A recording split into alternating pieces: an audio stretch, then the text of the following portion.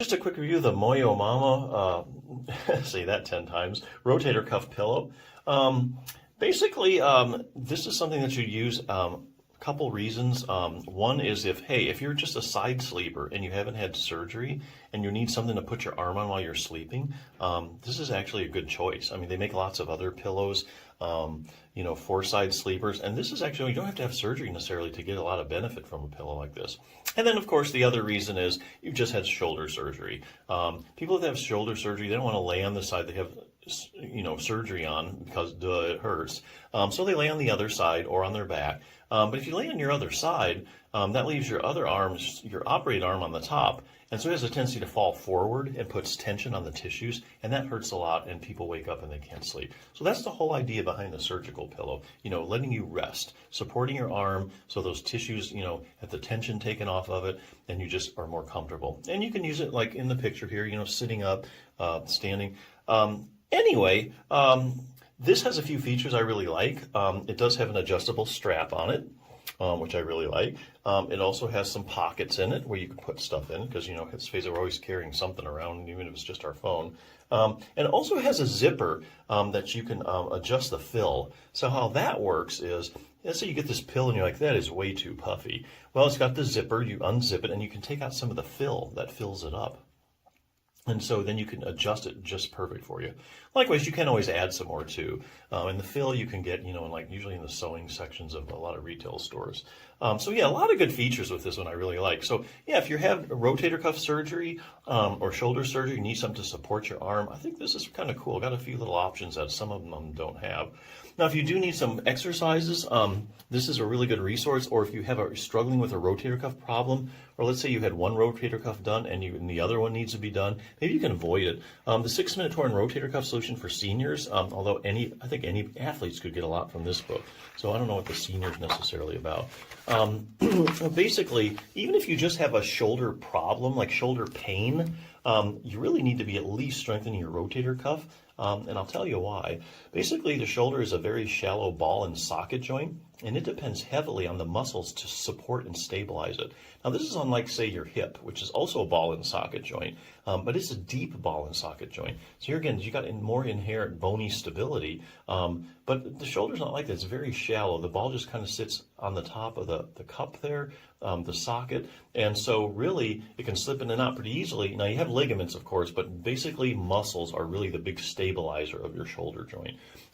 So here's the deal. The more shoulder stability you have, the less excessive motion you're going to have in your shoulder. And things are going to get irritated less because things are nice and stable and things are working the way they should. If you have a weak rotator cuff, you get excessive motion and tissues get irritated. So let's say you have like tendonitis, bursitis, shoulder arthritis. If you have a really strong rotator cuff, it's going to keep that ball and socket firmly in place, and the tissues and everything else isn't going to get irritated as much. So you're going to have a lot less pain. So a million reasons I give you to have a strong rotator cuff. Anyway, real briefly, book starts out with anatomy and stuff, like it should. Lots of pictures. If you're a real visual learner, you'll like it. And you'll know all about the rotator cuff when you're finished. Good question and answer section. Basically, this is like if somebody tore their rotator cuff, like, wow, I don't know anything about like what's going on. What are the symptoms of a tear? Any arm maneuvers that might indicate you have a tear? What imaging tests are used? Where exactly does it tear at? Are there different kinds of tears? Here's a real good one. I tore my rotator cuff and I'm having a lot of pain. I need surgery, right?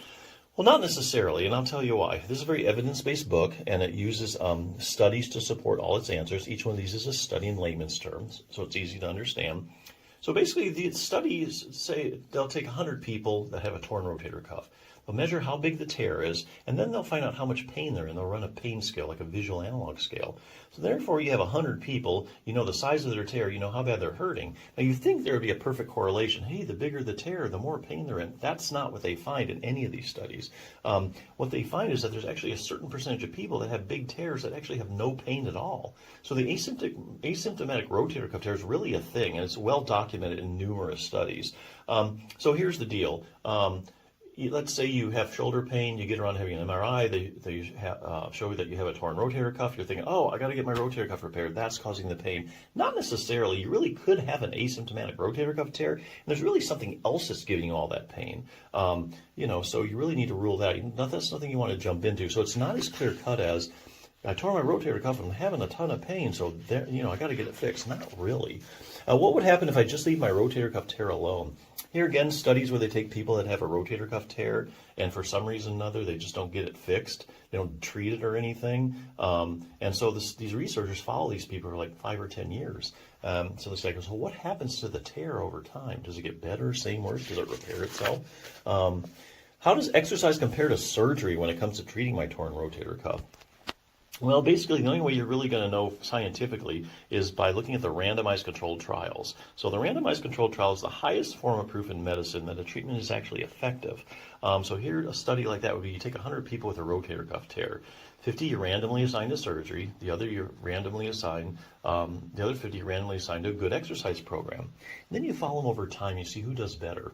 So let's say like a year, 2 years after having your rotator cuff repair or doing an exercise program, okay, who did better? Which group did better? Was it the people that had surgery or the people that just did exercise? So a lot of these randomized control trials basically showing that you're going to end up at the same place, no matter what you do.